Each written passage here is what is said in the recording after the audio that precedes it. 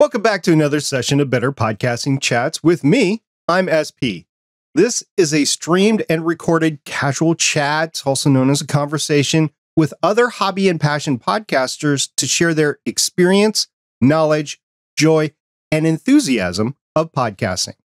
Once the live stream is over, I'm going to take the recorded files and I'm going to turn it into a podcast because that is what us podcasters do. Better Podcasting started in 2015 as a project by Stephen Jondrew and myself to help hobby and passion podcasters start their podcasts and make their existing projects better. That's why we called the show and the IP Better Podcasting. Thank you to Alexander Dahl from the Manifest Brutality podcast for joining me in the previous chat. You can check out Alex at www.manifestbrutality.com. Now, for the next few moments, I'm going to talk about my passion before we get to talking to other hobby podcasters. My passion is space. And a couple of notes happened in the last week for SpaceX and Boca Chica. Preparations are still underway for Starship's orbital flight tests in the next few weeks. Many have speculated March 11th, but no FAA launch license has been given yet.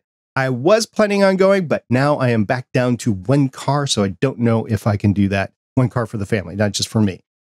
Over on the NASA side of the house, preparations continue for a Crew 6 launch to the International Space Station.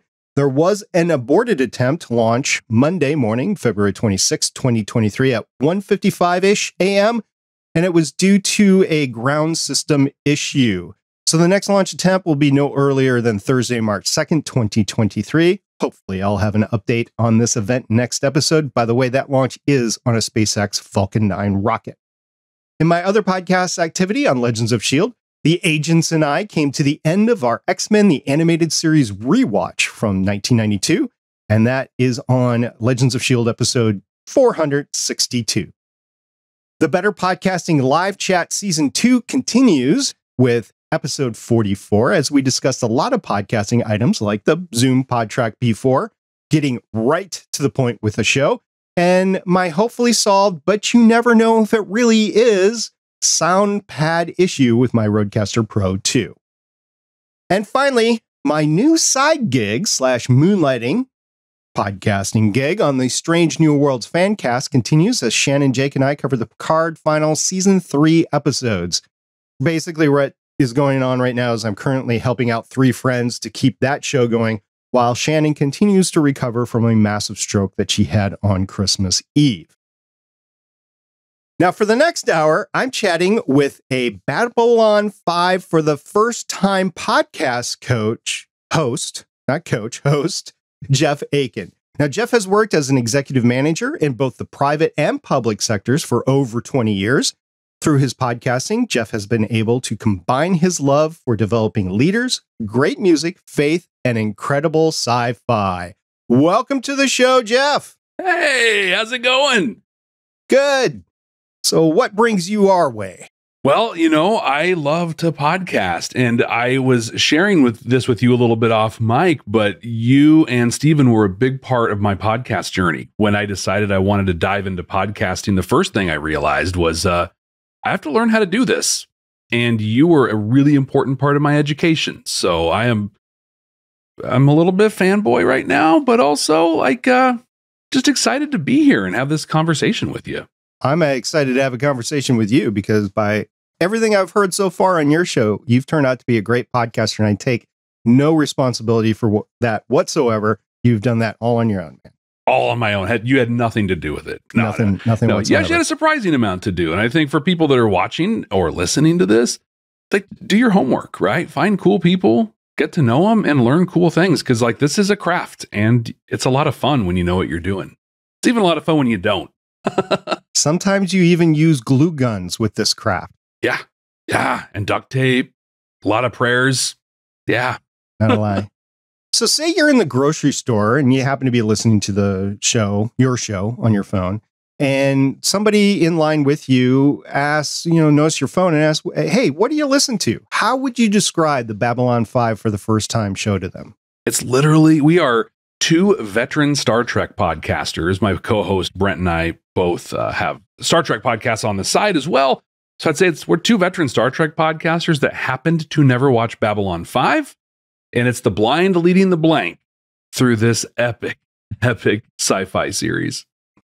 Yeah, unfortunately, I was not able to be around at television when Babylon 5 was airing because I was decidedly out of the country. Let's just put it that way. And so I never got the chance to watch it. And I keep on meaning to go back and rewatch it. So you guys are watching it. Is it streaming somewhere? It was. So, God, isn't the streaming game like it's horrible? It's awful. So the whole thing started because it was on HBO Max. And I'm one of those guys, I like to have a background TV show going on. The Office is always a good go-to, right, for that. Yeah, oh, they got Babylon 5. Well, I'll do that as a background thing. And I tweeted that out on my Star Trek podcast thing, and it blew up. Like hundreds of thousands of impressions. Like that's that of all the things you've ever put out on Twitter, right? Like my viral tweet was, I'm watching Babylon 5. Well, so I said, hey, there's probably something to this. And decided to put a podcast together to kind of pull me through it. And so that's kind of how we dove in. But they just took it off of HBO back in January. So we had to lay money down for this thing. We had to buy it on iTunes and iTunes. Is that the only place? You can't get it on Amazon or Vudu or anybody? You can get it. It just got onto Tubi here recently with ads. Got lots of commercials. Yeah. Yep. But on iTunes, it was super cheap for the entire series. It was like $30, and so I was like, "Yeah, we'll do that." And it's just nice to be able to have it on my computer, have it on my phone, on my TV if I want. It was pretty convenient for $30. I couldn't say no. Yeah, I was watching Westworld, which is also an HBO thing. I got through the end of season 2, and then like the next day, like that night, I stayed up to get through season 2. I forget what day it was, but I heard that it was leaving, so I was trying to roll through it. And the next day, it was gone. I'm like, so I haven't bought it anywhere because I've heard that Warner Brothers is trying to sell the streaming rights somewhere, whether it's Tubi, Roku, or somewhere. So I look forward to that. I don't look forward to watching the ads while that's going, but it's not just HBO. Other places are doing the same thing, like Netflix and stuff. Like I just heard, not Curb Your Enthusiasm, but oh gosh, what's that other show that Netflix brought back? With the banana stand, there you can always find the Arrested Development. Arrested Development. Yeah. They're taking that off, including the seasons that were specifically produced for Netflix. So, really? Yeah, everybody's looking for the almighty dollar right now in the streaming series. So in the streaming networks, whatever, streaming services, whatever you want to call them. Anyway, so you're doing that for Babylon 5, and since you got such a outwelling of support on Twitter, I have to ask you. Was somebody trying to dox you, or were you paying for promotion, or this was literally the fan base out there that was craving this? It was literally the fan base. Like that was it. It was just, I mean, the tweets were amazing. They're like, finally you found this thing. And other people saying, what? It's streaming? I haven't seen this in so long. I got to tell you, like, I'm a sci-fi guy. If you're watching, I have Star Trek tattoos up and down my arm. Love Star Wars. I haven't watched Stargate. It was, until other series came out, it was my favorite sci-fi series, which is saying something. I mean, better than Battlestar Galactica, either one of them, better than Star Trek: The Next Generation. It was easily the best one. And then The Expanse came along. I'm like, oh, well, I can't compare the two. The Expanse is definitely, but Stargate SG-1, definitely easily one of the top sci-fi series out there. If you're enjoying Babylon 5, I have a hunch you're going to enjoy Stargate SG-1 when you get there. Yeah, we're actually gonna watch that after we do Babylon 5. We're doing Babylon 5 for the first time, and then we're gonna do Stargate, and we're trying to figure out how to do it because apparently there are hundreds and hundreds and hundreds of episodes. Yeah, there's 10 seasons of SG-1, and I can't remember how many seasons of Atlantis, and I think there was only 2 of Universe. But yeah, you're talking 15, 17, 18 years, something like that. Yeah. So we're probably going to, double up or do a couple drops a week or something on that one. But we also want to do Babylon 5 for the second time because we're almost to the end of the second season. And it's so obvious it's going to be an entirely different show. It's going to be kind of like Discovery's first season, right? Where like you watch it the first time and you're kind of like, I don't know what's happening. And what's this? And then you get the big gimme, halfway through. Oh, okay. So it's this. And then you watch it the second time and you're like, oh, I see what they tried to connect that. And oh, that's where the bottom fell out and it fell apart. Oh, I'm glad you finished that way. There's just with diehard Trek fans, I gave Discovery a chance. I tolerated it, I guess, is the best way to say it. Now that there's better Trek on there, that's what I'm watching. But anyway, we seriously digress. Anybody that's not a sci-fi fan is like, get to the podcasting club. Right, seriously. All right. So in total, how many other podcasts have you done? So I've done one other podcast that goes out, and then I do podcasts for hire.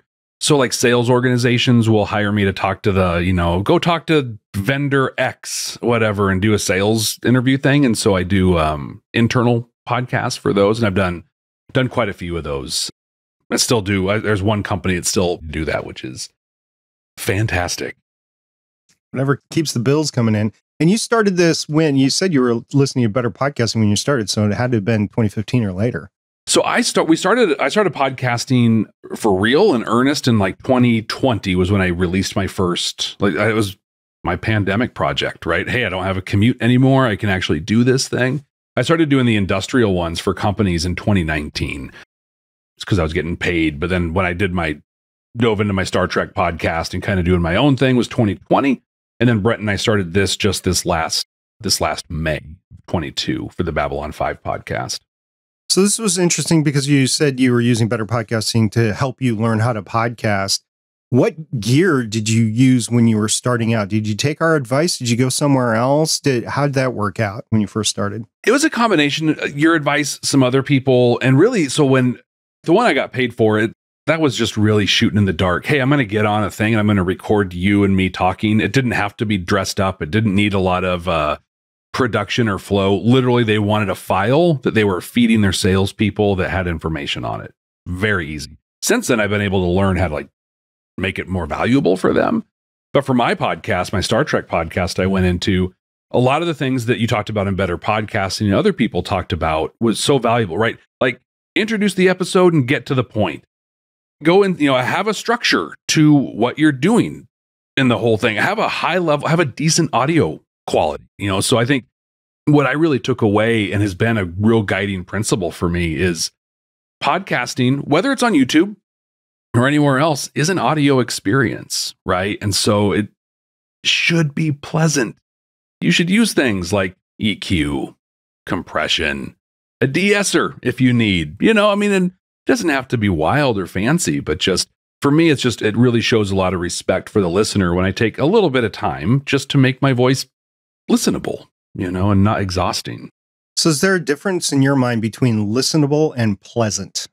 Yes, there is. Pleasant for me I'll listen to a sleep meditation that's pleasant, right? That's going to put me to sleep as it slowly guides me down the waters and blah, blah. But listenable, I need to be able to actually hear what you're saying, be able to engage.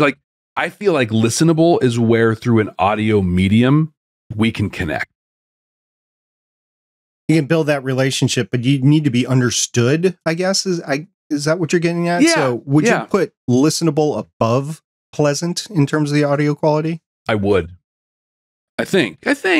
Yeah. Right. Well, you've been podcasting for 4 years now. What excites you to podcast these days? So one, I like to talk, right? It's a pretty important thing, but what really excites me and that I've learned for real podcasts is the community that you build, getting to know people and connect with people, have conversations with stuff that you would never have had before, right? I mean, you shared that you're working on a Picard season 3 podcast now and helping out, and that's excellent for you. And I truly wish the best for your friend. That's awful. But you can watch any Picard, and have a lot of thoughts, right? And you can talk to your partner or your dog or whatever. But when you get on a new podcast about it, you're literally engaging with this community, and you can have some really cool conversations about it. And for me, where I'm not so high on the Picard series, I've got it I actually like Discovery more than Picard, which says says a lot. But I've had my mind changed by some people through the podcasting that I do for it. Mind changed to Picard is better than what you thought it was, or mind changed to Discovery is better than Picard? The Picard season 3 has the potential to be better than Discovery. Potential, that's a good way to put it. They need to stick the landing. So yeah, I got that. So that motivation, that manipulation is probably a bad word, is through the podcasting community that you're involved in and that you listen to other podcasts. Yeah, that, and really just engaging. I think for me, it really hit for me a couple, maybe 2 years ago, as I realized that podcasting by design is a one-way street, right? Like, it's just me, you and me, we're just blowing sound into people's ears, or whatever. But when you can tap in, whether it's through social media, through YouTube comments, through a Discord, through whatever, when you can turn that into a two-way conversation, like, that's what gets me excited. Like, for the Babylon 5 thing specifically, we put out our episodes Monday because that's what everybody does. Why not on Monday? But I know that when I wake up, because I'm on the West Coast, so I have like this nice 3-hour lead of people listening to it. I'm going to have a Discord full of conversation, right? I'm going to have tweets coming at me. And it's just like, this is cool. This is exciting. We're talking about this 30-year-old property in a way that I never thought. If I watch this at home on HBO, just in the background, oh yeah, that was cool. Okay, whatever. But instead, like, we're just having some really cool conversations, and I'm meeting amazing people who have really deep personal connections to the show. Yeah, they've definitely a lot of people have internalized it. That's for sure. Mm-hmm. I would say that's my number one reason why I started podcasting. I've shared this story before, and might have heard it before, but way back in the day, like in the 2007-8 timeframe, I was just searching for basically personal audio. I had satellite radio in my car. I was listening to ESPN radio. I was listening to Blue Collar Comedy, other comedy channels, whatever. And it was fun for a while, but it got old. And I'm like, I just want to talk about sci-fi. So I started looking for satellite radio channels on sci-fi. I started looking for forums online about sci-fi, and there were some, but I'm like, I need that community connection. Oddly enough, I'm a rocket scientist and I work with other rocket scientists. And I was like the only sci-fi fan out of all of them. I'm like, really? Why you guys don't? I mean, they're like, yeah, but they just didn't want to talk about it or anything. I'm like, okay, were you beaten as a child because you were talking about Star Wars in the recess parking lot, or what was going on? I don't know. But so I was looking for that community, and it was through podcasting that I found my initial community. And then when that podcast ended, I was like, oh, I need this community. So I'm like, I need to start my own podcast. So I didn't care what it was about. It was probably a mistake at the time. But I wanted to learn how to podcast, and I wanted to be part of a community. So I started a podcast first because the only 2 shows on at the time were Continuum. And then there was this new show coming out called Voices of Defiance. And I was like, I really like Continuum because I like the time travel variation of it and everything. And that's what I wanted to do. Nobody wanted to do one for me. So with me. And I'm like, okay, well, maybe Defiance. And then I got a couple of people interested, and I was able to start that podcast, and then things just started rolling from there. But we did have a online community that we didn't have a dedicated forum or anything like that. It was Twitter back then that we had. So I would totally agree. That is why I started podcasting. And to this day, with our Discord server at betterpodcasting.com/Discord, that is the community that I self-identify for better or for worse with. So yeah, I will come, just thinking about it, I'll completely agree with you there. Yeah, I think, because I was even talking about this with my co-host Brent, and how I don't know, just one of the things Babylon 5 specifically has, I think a lot of sci-fi has, is real international appeal, and so on our Discord, we've got people from all over the world, and it's just neat to hear, I don't know, just the stories that they have and the connections you can, like, what's similar, what was very, what's different in a thing, what was on the show that was, culturally unfathomable to you at the time or whatever. And it's just a whole depth of stuff that you wouldn't have been able to get to otherwise. Pretty cool. So I definitely hear the sweet, dulcet tones of your voice, which means you've got a great voice to begin with, great voice for voice productions, but you obviously have some really banging gear there. So can you describe what you're using? I sure can. I love these. So I'm in a Shure SM7B right now. And for those on the YouTube, I'll even show I've got a custom little plate on the back for my Star Trek podcast, which is cool. One of the cool things you can do. I've got it going through one of the Rode PS1. I think it's the PS1 ARM. It's very convenient. I'm running into a Rodecaster Pro, the original, the OG Pro, which has worked very well for me. I'll tell you, when I first got it, it was probably about $550 more than what I needed worth of cool stuff. But since doing the Babylon 5 thing, we've started taking a lot more advantage of the tools that it has. And then I have that running into an M1 MacBook Pro. And for my camera, I'm using my iPhone, using the Camo Cam app, which is pretty cool. Taking it in through India, I no doubt. Yep.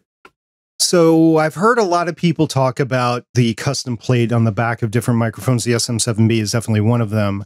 How did you procure it? Did you order it? Did you self 3D print it? How did you come about it? So I ordered it. I was on Reddit, which is never how a good story starts, right? There I was. Yeah, Reddit. I was on Reddit, and I wasn't sure how I'd gotten there, how many days it had been. But someone had posted just a picture. Hey, I'm making these custom mic plates. If you want one, hit me up. And so I was like, oh, that's super cool.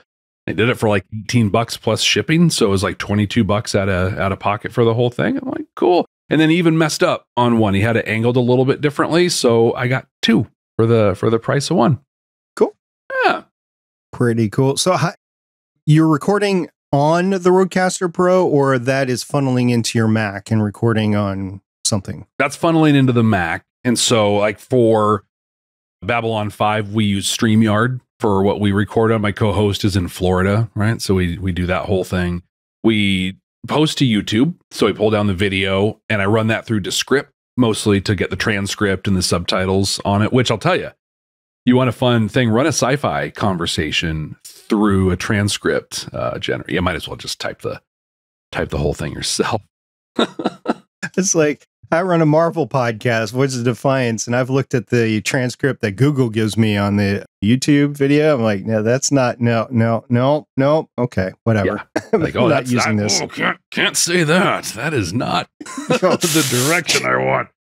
Yeah, we run Descript. For the audio, I just pull down the files from StreamYard and run them through Isotope RX 10 I've got right now, just to do, get rid of breaths and just do a little cleanup on it. And then I use Logic Pro as my DAW for editing. And I always tell people, they hear this and they're like, oh my God, that's so much.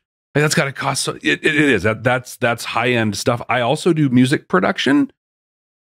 I used to do it I used to get paid to do it. Let me say that. I don't know if I'd go so far as to say I did it professionally, but people gave me money to do it. And so I have tools that are much more powerful than are necessary for doing this work.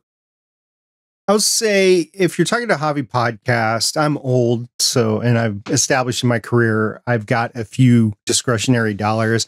I can afford stuff like that with hobbies for myself, and I know other people can afford much, much more. But I also know that hobby podcasters, some of them are like straight out of high school into college, and they're recording in their dorm rooms or the library or wherever they can. So they're looking for the cheapest thing. I would say you can get a good 90% there using like free VSTs that you can get online, using free DAWs or inexpensive DAWs like Audacity and Reaper, and use those effects that are inherent in the services themselves, as well as like the cheap or the inexpensive effects out there. You can do that.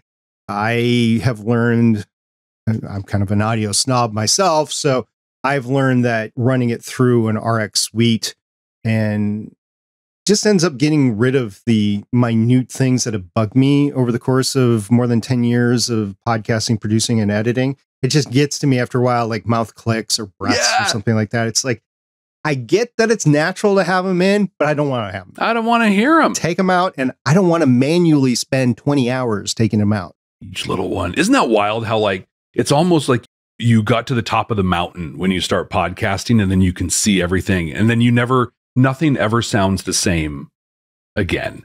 I can't like with mouth noises. I can't anymore. Well, just simple things like audio etiquette. And I know like the pandemic has happened and everybody has learned this, or supposedly, but not in my work. But we do have VTCs. We just had one today.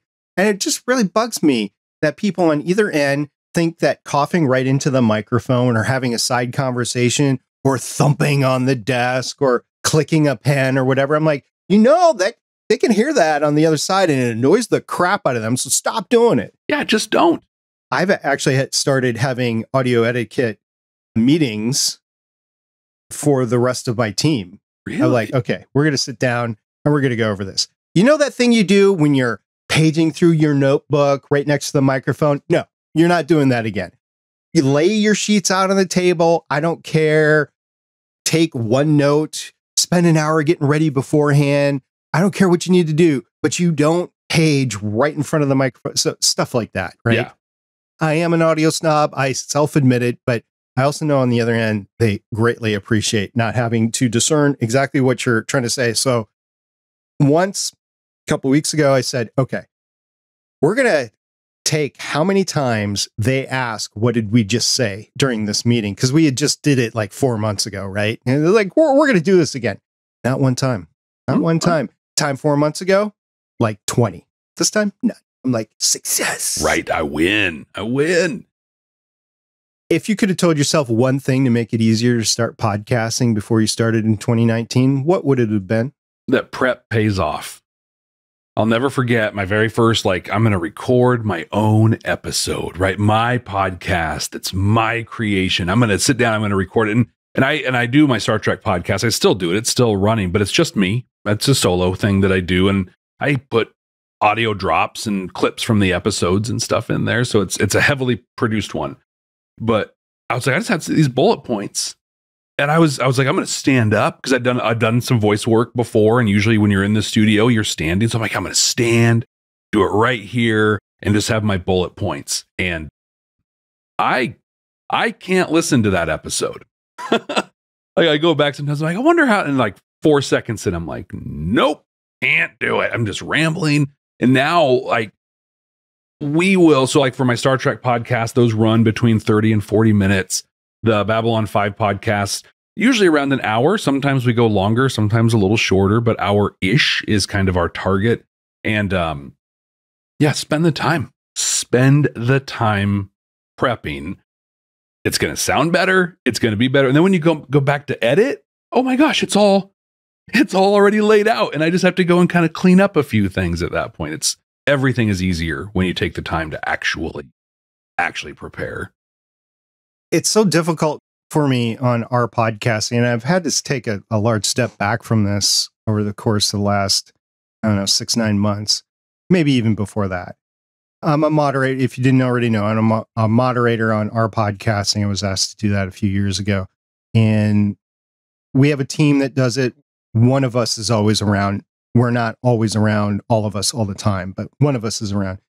And through doing that, I have to focus on the posts and I read all the posts and everything. And one thing that got to me after a while, and then I had to back away from it, was that the people coming in there saying, ooh, I want to start a podcast. And I just want to talk about stuff. Oh, yeah. And I just want to do it because I don't know if they're listening to radio and they think it's not produced, or they're listening to Joe Rogan and they think, oh, I could do that or something like that. I suspect it's all of the above, but in any case, they think they can get into podcasting, do that, and then push it out. And I just was very critical of those posts a while back. I backed off on it, and I backed off on it for the reason of, well, these guys, they've never podcasted before. Yeah. So they don't know how to do it. So they could be doing it to just learn how. They're going to self-identify to stop doing it after a while because they're not going to have an audience and they're not going to make any money out of it. I don't know if one or both of those things are their real golden drive because they won't admit it, but it probably is. And they're just learning how. So if they learn how, they catch the bug and then they start asking, well, how can I get better? How can I get better? I guess that's a win for podcasting overall. It's just really tough watching these people try to start a podcast with no direction whatsoever. So you're saying preparation was kind of the key there. And I will agree with you. You have to do some sort of planning and preparation. You can over plan and prep too, Yes, but yeah. you have to do some of it. And I just feel sorry for the people that do it that way. I also feel sorry for the people that do it in gear that they clearly shouldn't be using for podcasting, and they will figure that out too. But really, the preparation is the biggest thing. And so I'm glad that you've taken that lesson and you've run with it. You're like, that is the one thing that I would have told myself before I started podcasting that I would have taken forward. I'm curious what you would go back and tell yourself. What I would have told myself is to have fun on every single episode. That's what you're there for. If you're not having fun, you're not doing the right thing. And for the large part, I've had fun. But there's been a few weeks and I'm like, oh my gosh, can't believe I gotta get to the microphone. But I had the wrong mindset going into those episodes in those shows. And if I would have just had the mindset of, I want to have fun, then I think it would have been better all the way around. Like if I would have found a way, even if the material was crap that we were covering, like a bad episode of Agents of S.H.I.E.L.D. or some movie that is clearly like one of the worst movies I've ever seen. I just did a podcast a few months ago with TV's Travis, and we covered the movie 12 Monkeys. Okay. And I'd never seen it before, but I had seen the TV show. So I had fallen in love with the TV show. The movie, similar premise, but way different in execution. I'm like, this is like the worst movie ever for me because I'd fallen in love with the TV series. But I'd watched it and that was my opinion, but I'm like, nobody wants to hear that on the podcast unless you're a nice guy for like 200 episodes and you have an epic rant out of nowhere. Then that's entertaining, right? And you go back to being a nice guy after that. But in this particular case, I'm like, I just need to find some comical moments, some interesting ways to phrase stuff and have a discussion with the host. Travis clearly loved the film, and we had a nice discussion and we were able to pull it out. Myself, before I started podcasting, I don't know if I would approach the conversation that way. So that's why I would have told myself, make sure you have fun in every episode. Yeah, I like that. Because one of the things that's really guided me in the last couple of years is whenever I do anything podcast related, I want to do something I would listen to. You know what I mean? And so that means like go into everything and have fun. I've done some interviews, or I've been interviewed before where a couple minutes in, you're just like, this is not working. Where's the exit door? And there's usually not one. And so it's exactly that. Well, how can I pull some pieces out that make this fun? Hopefully for both of us, but at least for me. Because if I'm having fun, then the people that are tuning in to listen to me or who know me or whatever, they're going to have fun with it too. Aside from having a viral tweet out of nowhere, what are some of the other ways you've used to grow your show? So I for Babylon 5, oh my gosh, this is the most wild story to me. And I don't know this is replicatable for people. And that's why I feel bad kind of telling the story. I'm going to tell you the story of literally tripping and falling down a hill and then like landing in a pile of gold. Because that's what's happened with the Babylon 5 podcast. So I had the tweet go big. It took us about 3-4 weeks before we actually okay, we're good. We know how we're going to do this. We're going to get it out there. And so some of the momentum of that tweet died.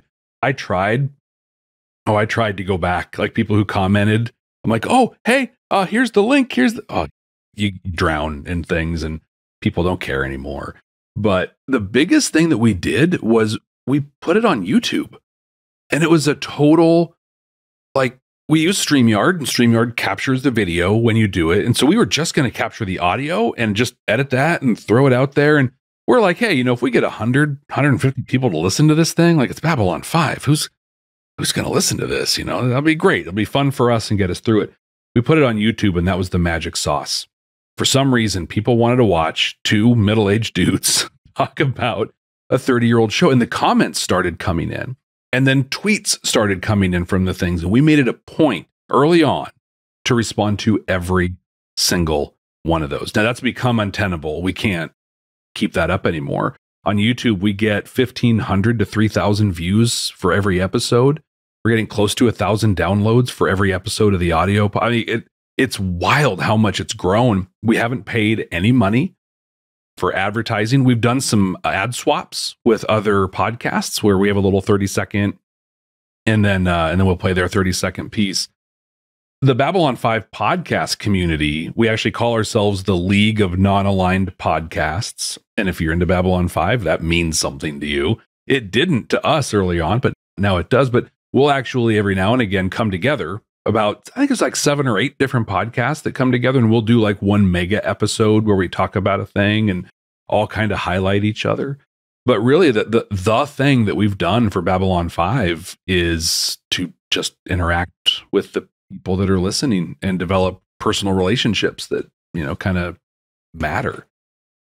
I follow a few channels, one of which is car related, so it's almost applicable, but not really, called Vice Grip Garage. Okay.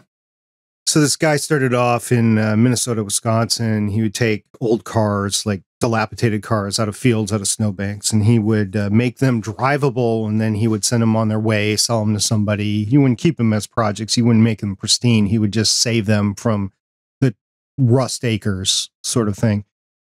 He was very personable. He connected with everybody for a while, and he is an example. I have a few other examples that I could throw out there, but he's an example where eventually his audience got too big, where he was incapable of connecting with everybody. He used to have live chats, kind of like what we're doing here, but with his audience, not his regular content. And he'd bring out everybody up to speed of what was going on. He'd open fan mail and stuff like that. It's been a long time since he's done that, or at least since I know that he's done that.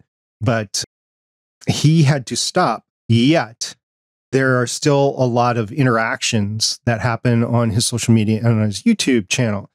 And obviously what's happened is his wife initially, and then I think they hired somebody to come in and have those interactions. I've seen that on other channels as well. When that skips over to that point, it becomes less personable. It becomes more about the content. Is it entertaining? Is it engaging? Because you can't make those relationships anymore.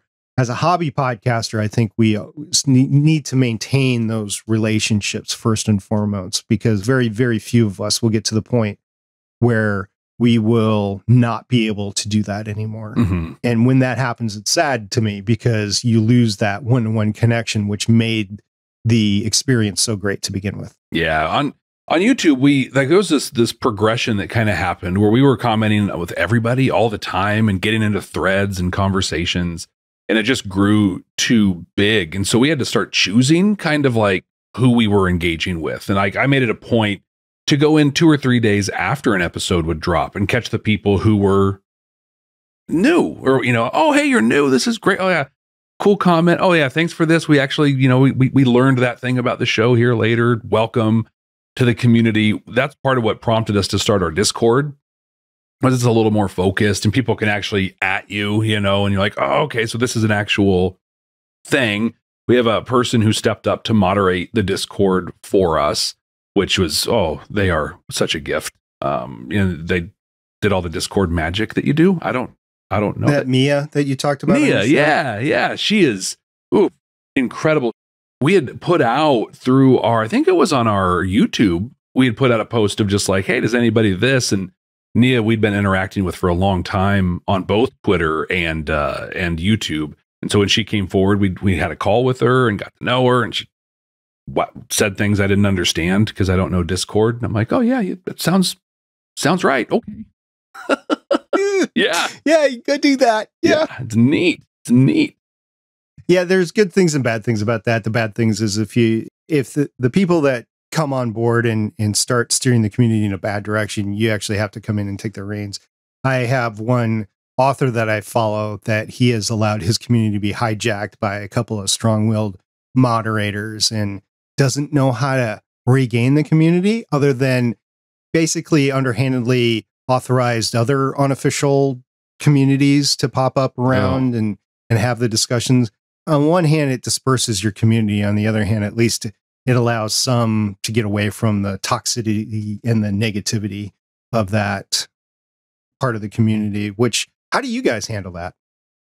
For the longest time, we were so naive. We're just like, oh, this community's so great, right? This isn't like the Star Wars fandom that would eat itself 4 seconds after they said the buffet closed. You know, it's just like, it's kind of the worst. Suga. I'm sorry. That's a Mandalorian reference for those that don't know. It's a good one. But yeah, we're just like, this is so great. But they started creeping in, right? And it kind of grew over time. And I remember, so I work full time as a manager. I've been a manager for a long time. And that's really the focus of my Star Trek podcast, is the leadership lessons that we can learn through Star Trek.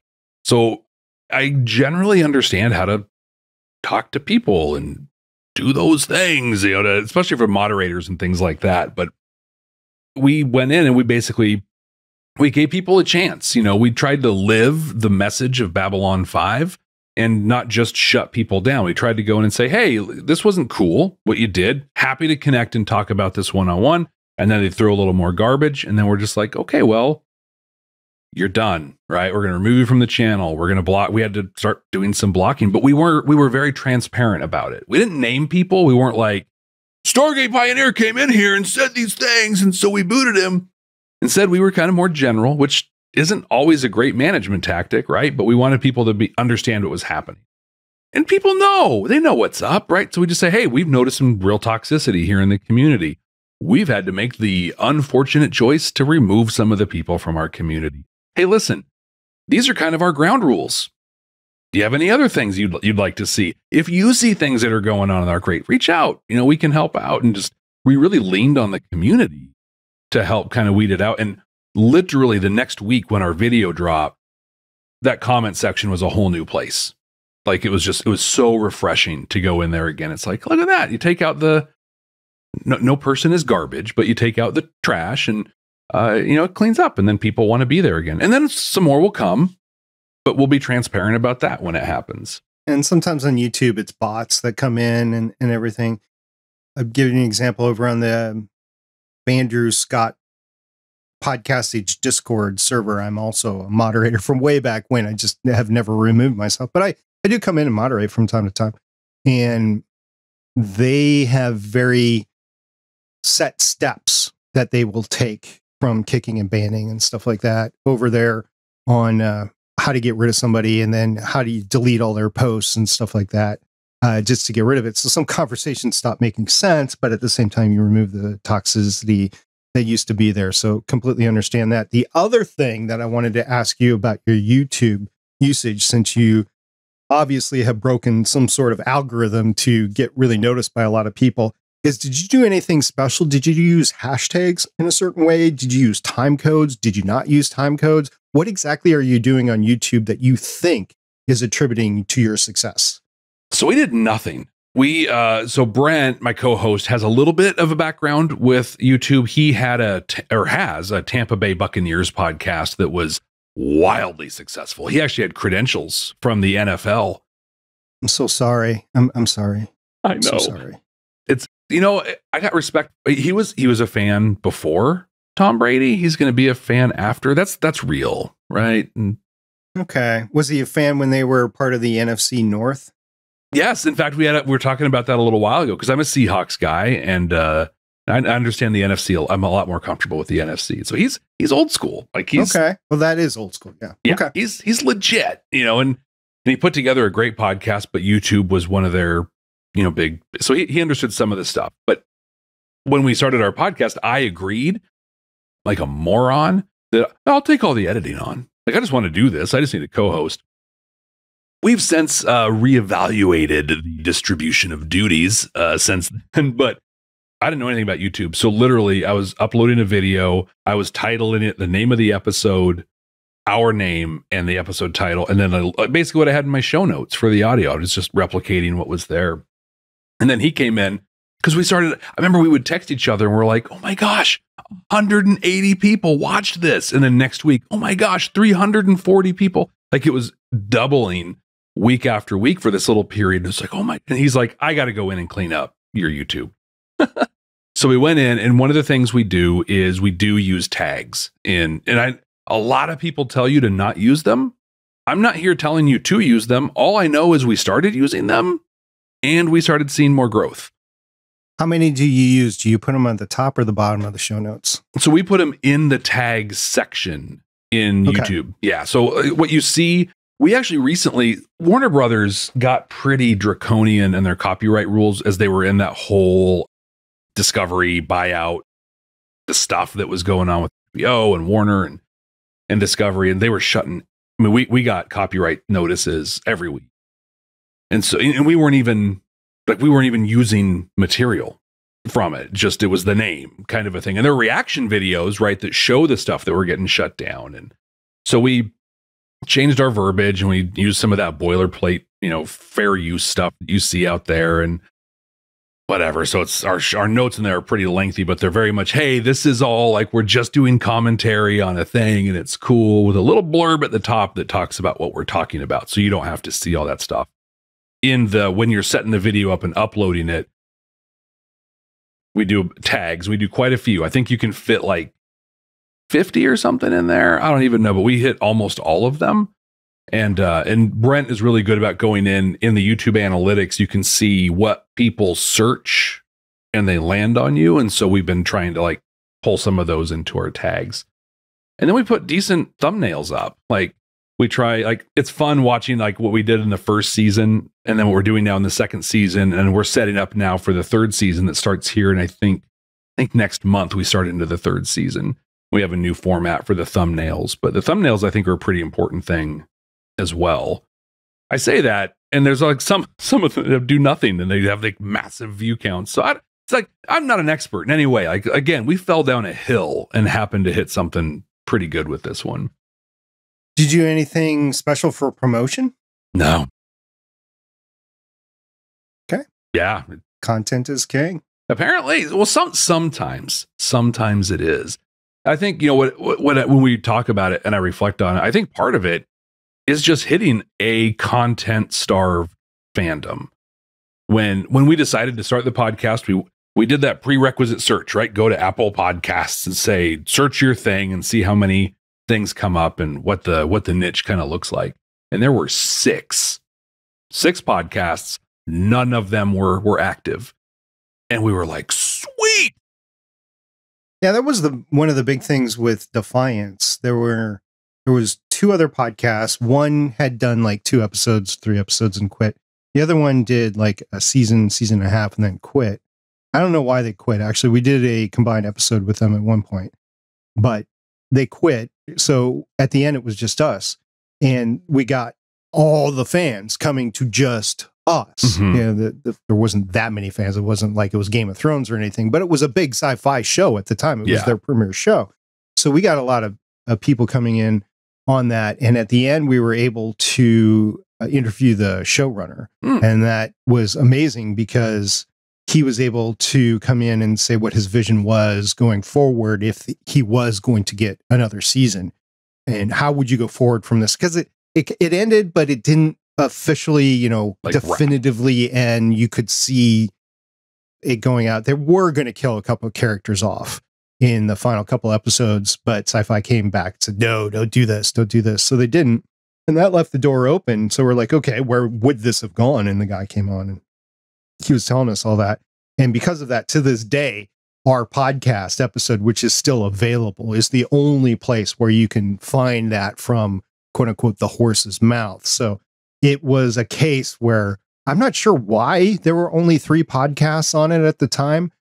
I haven't checked to see if there's been rewatch podcasts on it or whatever, but we got to interview most of the cast and the crew. We definitely got the showrunner at the end. So finding that starved fandom, so to speak, is definitely a key. Like, I have a Marvel podcast. It was one of the first Marvel podcasts on the MCU, not the first Marvel podcast, but it was Agents of S.H.I.E.L.D. focused podcast. It was one of the first podcasts on it. Because of that, we had a lot of audience from the beginning. And since then, of course, there's hundreds of Marvel fan podcasts. So it's a little bit more difficult to get that lightning in a bottle traction.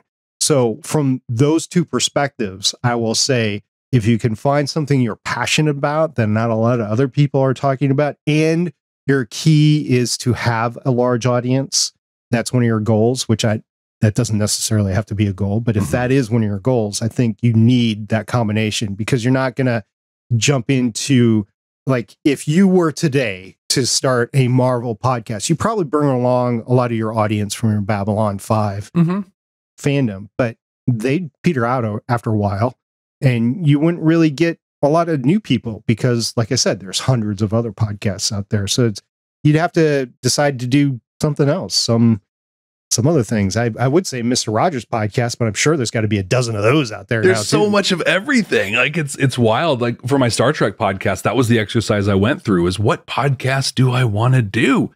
And the first thing I wanted to do was a Star Trek podcast. And I looked and I'm like, yeah, the world doesn't need another one. We're good. Like that box is checked. They're out there.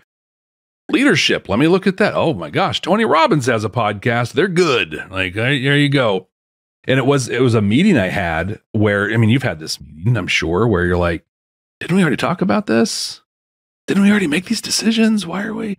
And I freaked out and I was like, I want meetings like Captain Kirk has meetings. Like, what's going on? And that's where I realized, oh, I can combine these two things, Star Trek and leadership. And I think kind of to that earlier point you were making around, like, we're just going to be a couple dudes talking about stuff. Like, I got my thing niched down so low where it's like, I'm talking to managers who like Star Trek and want to learn from Captain Picard. Like, that's my audience on the Star Trek side. And it's been very successful for that.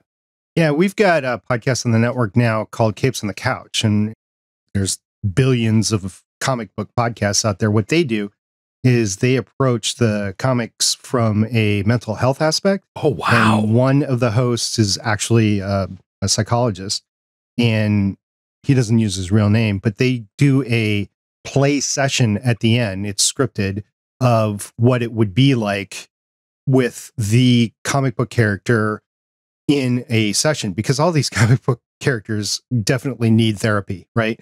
So they go through that, and that aspect of it, there's a couple of shows out there that do it, but they're all very unique in what they do. So that's another example of a niche where there's hundreds and maybe even thousands of podcasts on comic books, yet this one talks about the mental health aspects of it too, like your Star Trek one does for leadership. You were telling me before, one of the keys of starting a podcast is you actually were thoughtful about the process. Do you want to bring the audience through what process that you followed? Yeah. So, hey, let's start a podcast, right? I feel like there's a TV series that recently started with that phrase, right? Let's start a podcast, and then only good things happen. So after I found Brent to be my co-host for this, we talked about what it was going to look like, and we talked about what are our goals. Step one, what are we doing this for? And our primary goals, one was to watch the show. We need something to pull us through watching the show. Two, we want to build a community, around doing it and have people that nerd out about our TV show. But then we realized we need a format to our show that's going to pull us through each episode, right? So how are we going to break this down? What are we going to talk about? How are we going to talk about it? And in that, we found that, our background is Star Trek, and that's where our audiences are generally from. So that's why we branded ourselves Babylon 5 for the first time, not a Star Trek podcast. We're like, let's just be really clear about it. Also, for what it's worth, let's try and suck down some of that sweet SEO from people looking at Star Trek in the apps. But what does that mean to be not a Star Trek podcast? Well, we didn't know at that point. It was just, let's have the title, and that'll be funny. We'll have kind of a format where we do a little recap, we give our thoughts, and then maybe we do a thing. So the big step we took here is we recorded 3 episodes. We just got together, went on mic, followed the format. We watched the shows. We took our notes, but we never released them. We had no intent of releasing them. In fact, this was our go, no go. As we took those 3, and each one of us sent them to 10 people that we knew who either were rabid podcast listeners or were in the podcast space producing them, and said, hey, rip it up. Tell us what works. Tell us what doesn't work. Tell us what you wish you would have heard. And, just give us a really honest assessment of this. And most people did. Some people were like, oh, it's great. Good job. Oh, okay, cool. I'm not going to ask you about the next one. But some people ripped it apart. In fact, some of the best feedback we got was, you say it's not a Star Trek podcast, but you literally only talked about Star Trek. It was Star Trek for the first time, not a Babylon 5 podcast, essentially. And so then we retooled it. We came up with our game we play, the rule of 3, where we can only make 3 references to Star Trek. And it had fun with it, like we were talking about earlier. We had fun with it. And then we rolled it back to them and said, hey, is this more of what, like, oh, yeah. And that's when we rolled out. So we were planful in like putting together a format. We went and got feedback, and then we applied that feedback and went from there. And that's an ongoing process. We've done it twice now as we're getting ready to go into the 3rd season, but we're going to, at each season break, there's 5 seasons of Babylon 5. At each break, we're going to retool parts of it, right? Some of it will be aesthetics that we do. We're going to change up the theme music, or just different steps to give each season kind of its own taste. But yeah, to anybody who's talking about or thinking about starting a podcast, like, God, you got to know why you're doing it, and why you're doing it and what it is that you're doing. I think it was it Eric Newsom in Make Noise? He said you should be able to describe your podcast in 10 words or less. Yeah, something like that. Yeah, that's a great exercise. I've done it. It's hard.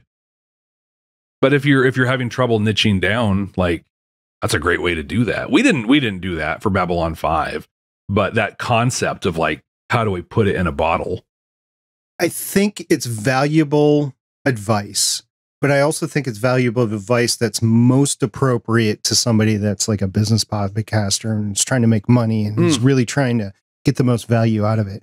If you're doing it just for fun as a hobbyist, you might not need to take that step. However, if the podcast is not meeting your expectations, then you have to ask yourself, what are your expectations? Yeah. Like on our podcasting subreddit, you constantly read posts of, okay, I've been doing this for a year, 2 years, 3 years. Why am I not growing? What am I doing wrong? I have 20 listeners. I'm grateful for them, but they never talk to me. And I feel like I'm talking into a vacuum or something like that. It's like, okay, that tells you a whole lot right there. You might not want to hear it, but it tells you a whole lot. So why did you start the podcast? Well, I started the top podcast to talk to 20 people. Has that changed? No. Has it really changed? Yeah. Okay, well, there you go. So now you have other expectations and you have to retool to meet those expectations. In some cases, you need to stop doing that show and you need to start doing another show. Exactly. Move on.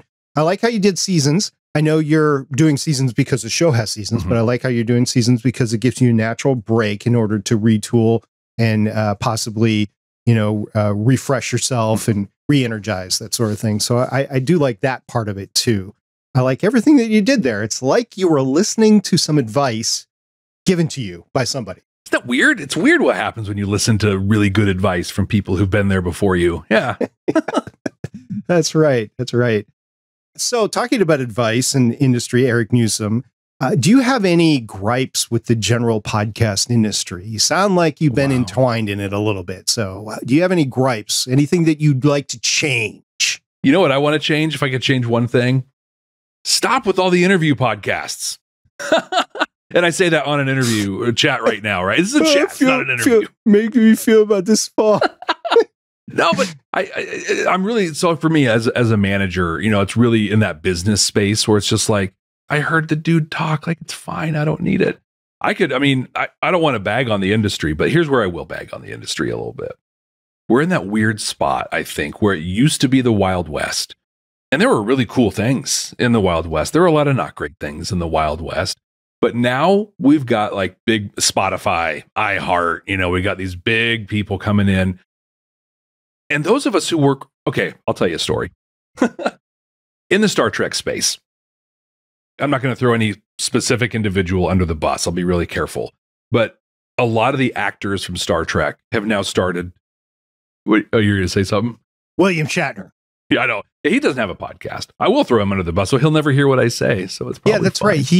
Isn't he the one that said I will never be on anybody else's podcast? He was on somebody else's podcast just as a personal favor, like he knew them personally, but that was it. That was it. Okay. Yep. Yeah, and he's like, no. But quite a few of them have started their own podcasts. Some are rewatch, some are this, whatever. Good for them. That's great. I had the opportunity to partner with another bigger Star Trek podcast and have some of those actors on. And we did a quiz show. So I was quiz master, and we we're going to do the Star Trek actors versus the Star Trek podcasters. And it was going to be great. dude gets on the thing and he just looks at us and he's like, I don't even know why I'm here. This is dumb. I don't know anything about the show. I watched like 6 episodes. Like he just told us that whole never meet your heroes kind of a situation. So there's a whole thing there. But what bothered me was that then he's going to go leave our little call and go into his studio and go talk about Star Trek and get 10 to 20, 100,000 times the listeners. Those of us who are here, like really working hard, you know, to create a thing. And I mean, here I'm just whining out into the void about like, it's not fair. It's not fair.